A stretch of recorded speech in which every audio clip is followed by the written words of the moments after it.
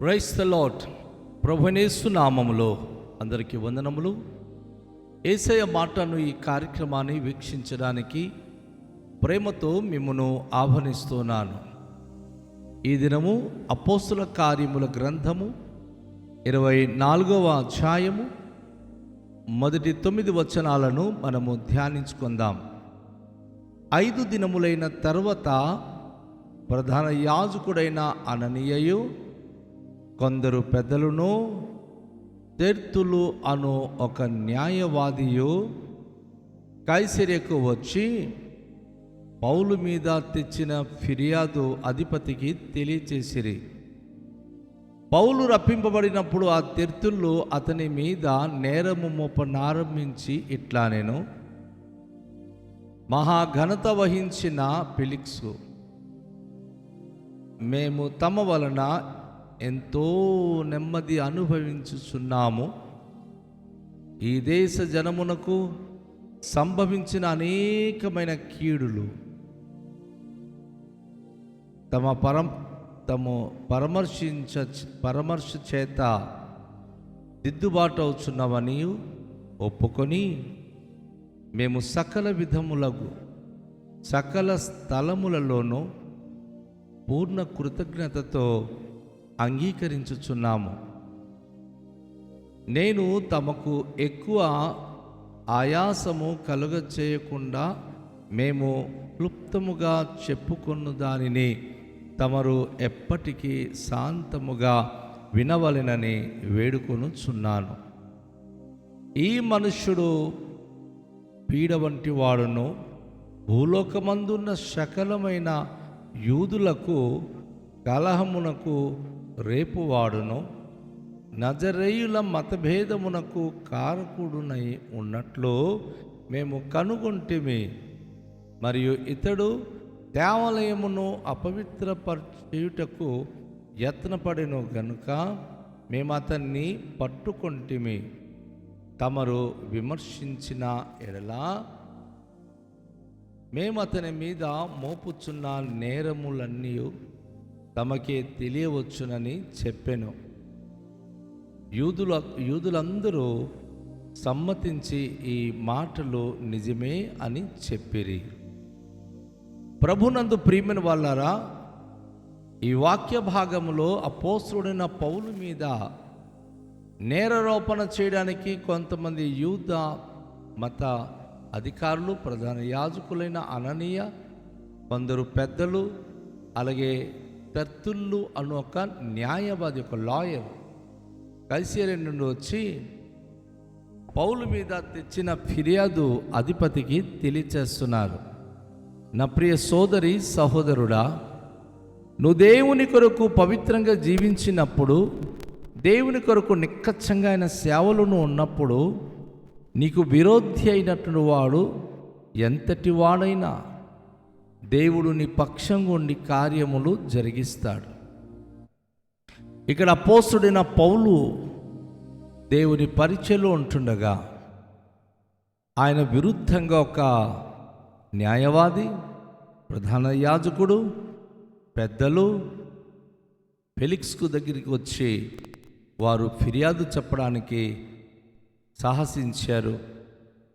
లేనిపోనిది చెప్పి అపోస్తలుడైన పౌలు మీద నేరారోపణ చేసి ఆయనకి ఏదో విధంగా శిక్ష విధించేలాగున చేయాలని ప్రయత్నాలు చేస్తూ ఉన్నారు. అయితే పౌలు రప్పింపబడినప్పుడు తెర్తులు అతని మీద నేరము మోపనారంభించి ఆయన చెప్పడం ప్రారంభించాడు. తెర్తులు అంటే ఈయన ఒక న్యాయవాది, లాయర్. ఫెలిక్స్కు దగ్గరికి వచ్చి అంటున్నాడు ఆయన, మహాఘనత వహించిన ఫెలిక్స్, మేము తమ వలన ఎంతో నెమ్మది అనుభవించుచున్నాము. గమనించండి, ఒక వ్యక్తి ద్వారా మనము ఏదో ఒక మంచి సహాయం పొందాలంటే తనకు పొగడాలి. కనుక ఈ న్యాయవాది, ఈ పెద్దలు ఫెలిక్స్ దగ్గరికి వచ్చి తనను పొగుడుతున్నారు. మేమెంతో నెమ్మది పొందుతున్నామని ఈ దేశ జనులకు సంభవించిన అనేకమైన కీడులు తమ పరామర్శ చేత దిద్దుబాటుచున్న నువ్వు దిద్దుపరుచున్నావని ఒప్పుకొని మేము సకల విధములను సకల స్థలములోనూ పూర్ణ కృతజ్ఞతతో అంగీకరిస్తున్నాం. దేవుని యొక్క సన్నిధిలో వారు ఆయన వలన ఎన్నో నెమ్మది, ఎన్నో మేలు, ఎన్నో కార్యాలు జరిగినట్లుగా వారు చాలా గొప్పగా ఫెలిక్స్కు వారు పొగుడుతూ చెప్తున్నారు. ఎందుకంటే అతను అసలు న్యాయవాది కదా, లాయర్. ఎలా మాట్లాడితే, ఎలా పొగిడితే ఆయన వైపు ఆ ఫెలిక్స్ రోమా అధిపతి ఆయనకు సహకరిస్తాడు, ఆయన మాటను గౌరవించి ఆయన పట్ల ఆయన దయ చూపిస్తాడని ఆ రీతిగా ఆయన ముందుకు వెళుతున్నాడు.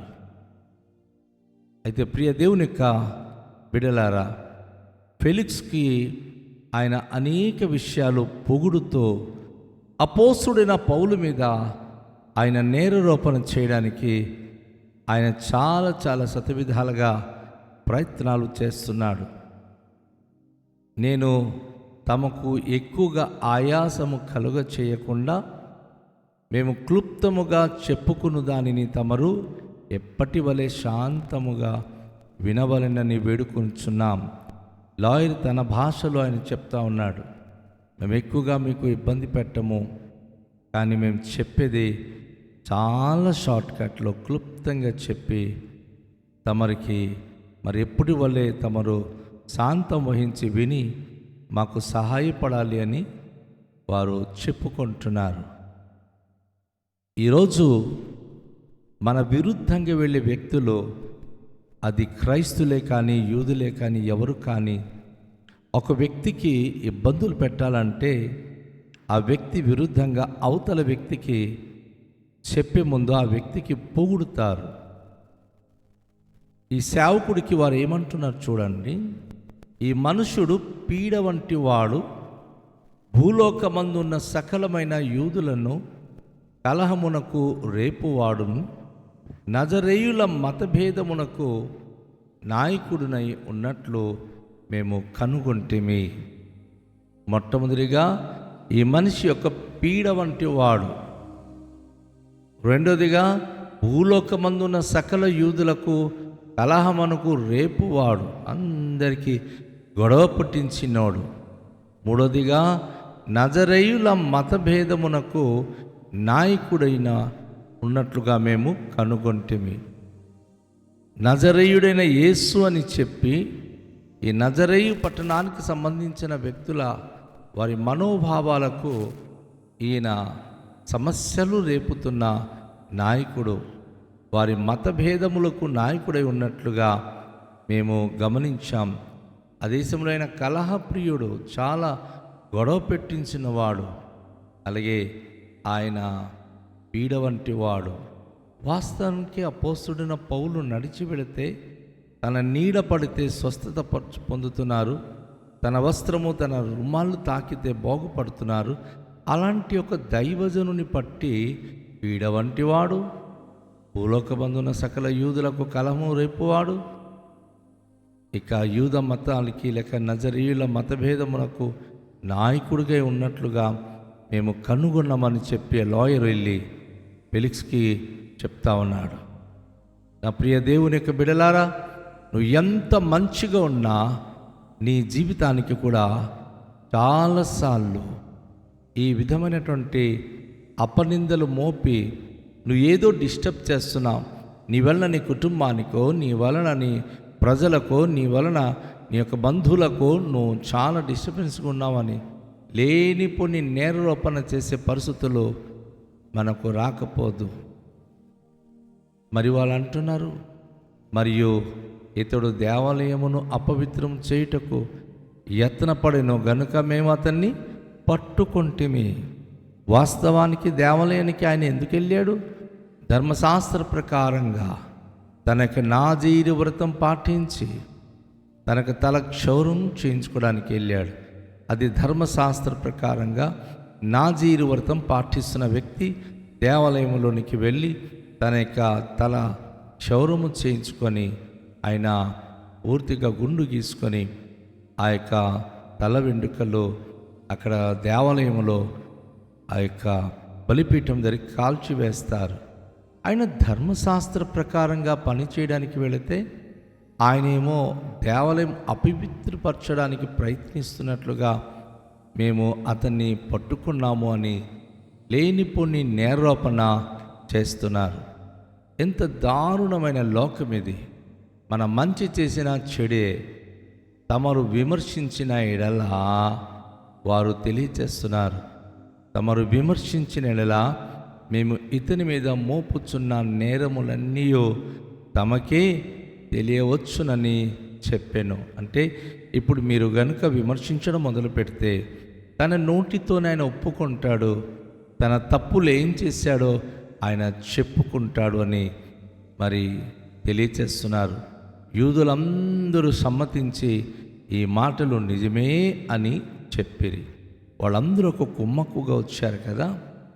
అవును, చాలాసార్లు మనం మంచి పని చేసి మంచి దేవునికి సేవలు ముందుకు వెళ్తున్నప్పుడు మన విరుద్ధంగా చాలామందికి సమకూర్చేవారు వారు సమ్మతిస్తూ ఉంటారు. లేదు లేదు లేదు ఈ వ్యక్తి ఇలాంటి వారు, ఈ వ్యక్తి ఇలాంటి వారని మన పక్షంగా ఎవరు మాట్లాడడానికి రారండి.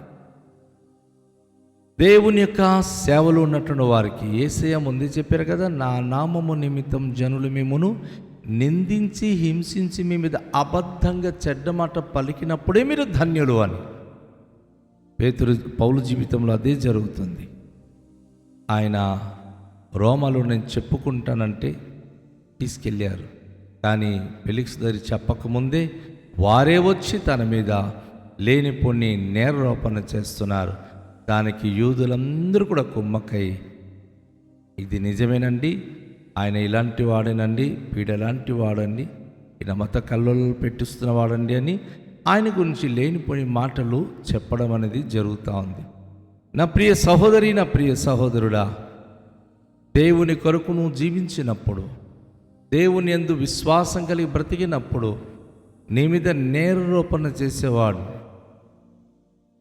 దేవుడే వారికి తగిన విధంగా బుద్ధి చెప్తాడు. దేవుడు తన కార్యములు తన భక్తుల పట్ల చూపిస్తాడు. ఆయన నిర్దోషులుగా దోషులుగా ఎంచడు, దోషులను నిర్దోషులుగా కూడా ఎంచడు. తనతో ఆధ్యాత్మికంగా భక్తి విశ్వాసం ఉన్నప్పుడే ఈ గొప్ప అద్భుత అనుభూతి మనం పొందగలము. రండి, తలలుంచుకొని ప్రార్థన చేద్దాం.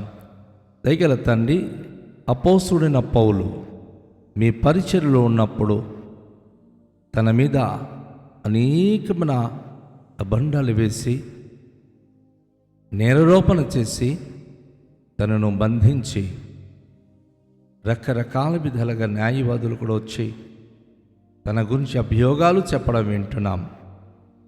ఈ లోకంలో మమ్మను కూడా చాలాసార్లు ఇలాంటి పరిస్థితులు ఎదురైనప్పుడు మౌనం వహించి మీకే మేము అప్పగించి ధైర్యంగా ఉండే కృపనివ్వండి. ఈ వాక్యం ద్వారా ప్రతి ప్రియ బిడలు కోపచిత్తులు కాకుండా శాంతమూర్తులై ఓర్పు సహనముతో వాక్యమును లోబడిన వారే జీవించే భాగ్యం అనుగ్రహించుమని యేసు నామములో ప్రార్థిస్తున్నాము తండ్రి, ఆమేన్. అందరికీ షాలోం. ప్రభు మనను దీవించునుగాక.